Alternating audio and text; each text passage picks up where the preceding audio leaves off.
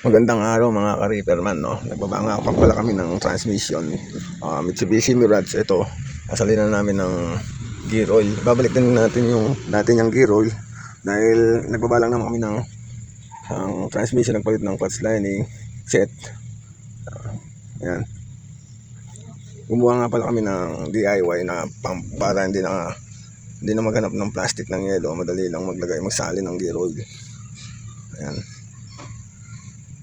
Pakita lang namin yung ginagawa namin dyan sa tabi-tabi. Ayan, medyo mainit na. Wala na yung puno ng mangga. Ito na, sinasali na namin. Naganap lang kami ng sirang pressure cooker at pinaglumang pump ng makina. Ayan, luma na rin yung gear oil na sinali namin kasi hindi kasama yan sa papalitan. Ayan, ikot-ikot lang. Ayan, ikot-ikot. Pag kasi plastic ng yelo, pag piga mo minsan sumasabog, sayang din yung gear oil. Ito, sigurado. Yan, sandali lang naman isalin. Yan, napakinabangan yung sirang pressure cooker. Tsaka yung pinagpalitan ng oil pump.